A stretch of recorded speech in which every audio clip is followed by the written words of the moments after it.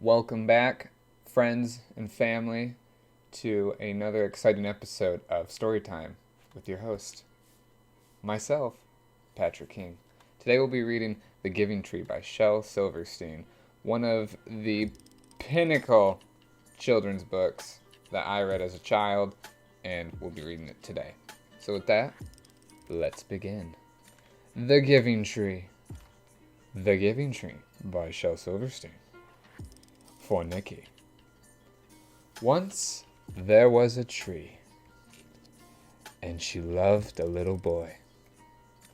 And every day the boy would come, and he would gather her leaves and make them into crowns and play king of the forest. He would climb up her trunk and swing from her branches and eat apples. And they would play hide and go seek. And when he was tired, he would sleep in her shade. And the boy loved the tree very much, and the tree was happy. But time went by, and the boy grew older. And the tree was often alone. Then one day the boy came to the tree, and the tree said, "Come, boy, come and climb up my trunk and swing from my branches, and eat apples and play in my shade and be happy." "I'm too big to climb and play," said the boy. "I want to buy things and have fun. I want some money. Can you give me some money?" "I'm sorry," said the tree, "but I have no money.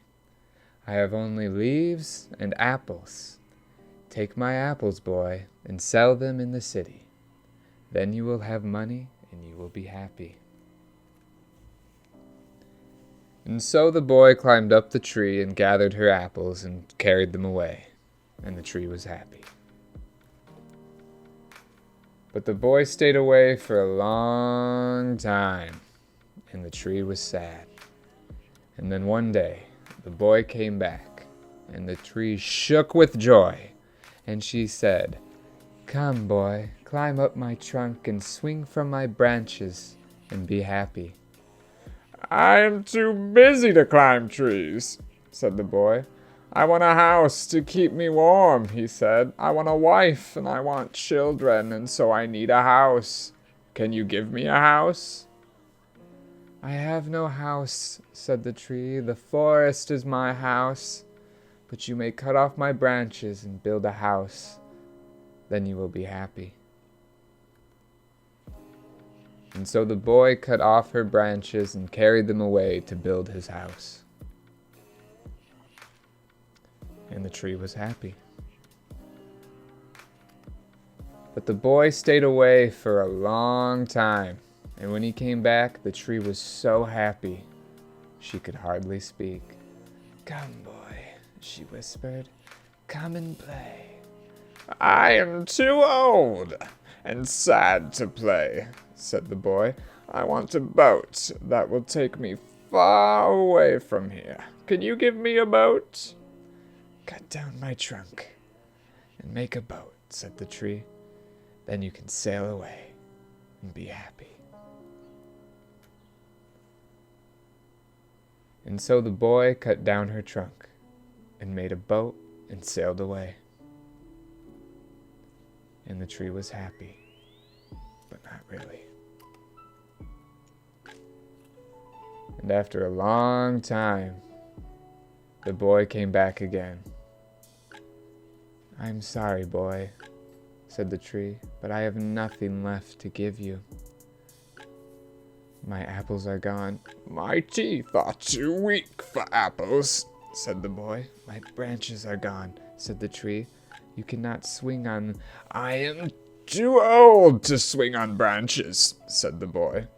"My trunk is gone," said the tree. "You cannot climb." "I am too tired to climb," said the boy. "I am sorry," sighed the tree. "I wish I could give you something, but I have nothing left. I am just an old stump. I am sorry. I don't need very much now, said the boy. Just a quiet place to sit and rest. I'm very tired. Well, said the tree, straightening herself up as much as she could. Well, an old stump is good for sitting and resting. Come, boy, sit down. Sit down and rest. And the boy did.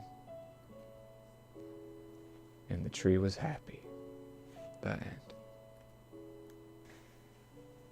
That is a very powerful story.